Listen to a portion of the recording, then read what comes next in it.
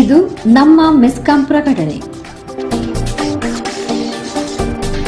ನಿಮ್ಮ ಸುರಕ್ಷತೆ ನಮ್ಮ ಆದ್ಯತೆ. ವಿದ್ಯುತ್ ಸುರಕ್ಷತೆಗೆ ಈ ಅಂಶಗಳನ್ನು ಗಮನಿಸಿ. ವಿದ್ಯುತ್ ಮಾರ್ಗದ ಕೆಳಗೆ ಅಥವಾ ಪಕ್ಕದಲ್ಲಿರುವ ಕೊಳವೆ ಬಾವಿ ದುರಸ್ತಿ ಕೆಲಸ ಮಾಡುವ ಮುನ್ನ ಮೆಸ್ಕಾಂ ಕಚೇರಿಗೆ ತಿಳಿಸಿ. ಕಟ್ಟಡ ಕಾಮಗಾರಿಯ ವೇಳೆಯಲ್ಲಿ ಕಬ್ಬಿಣದ ಸರಳುಗಳನ್ನು ಸಾಗಿಸುವಾಗ ವಿದ್ಯುತ್ ಲೈನ್ಗೆ ತಾಗದಂತೆ ಎಚ್ಚರ ವಹಿಸಿ.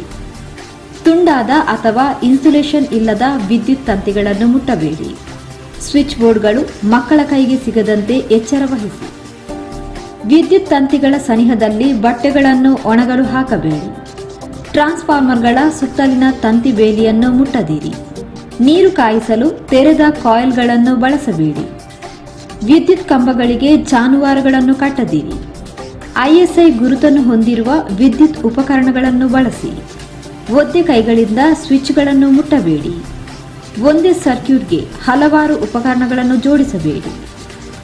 ಎಲೆಕ್ಟ್ರಿಕಲ್ ಉಪಕರಣಗಳ ಸಾಕೆಟ್ಗಳ ಹತ್ತಿರ ಸುಲಭವಾಗಿ ಬೆಂಕಿ ಹತ್ತಿಕೊಳ್ಳುವಂತಹ ಸಾಮಗ್ರಿಗಳನ್ನು ಇಡಬೇಡಿ.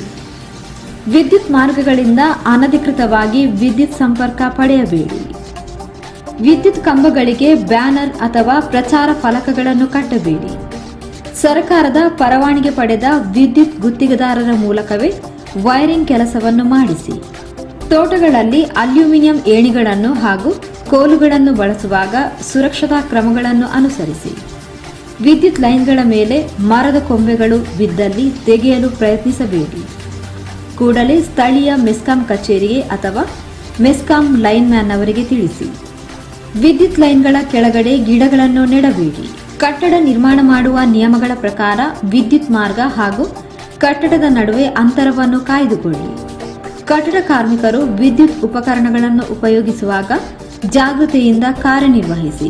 ವಿದ್ಯುತ್ ಲೈನ್ಗಳ ಕೆಳಗೆ ಸರಕು ಸಾಗಾಣಿಕೆ ಸಮಯದಲ್ಲಿ ಸೂಕ್ತ ಸುರಕ್ಷತಾ ಕ್ರಮಗಳನ್ನು ಅನುಸರಿಸಿ. ವಿದ್ಯುತ್ ಕಂಬಗಳನ್ನು ಹತ್ತಬೇಡಿ. ಸ್ವತಃ ದುರಸ್ತಿ ಕಾರ್ಯ ಮಾಡುವುದು ಅಪಾಯಕಾರಿ.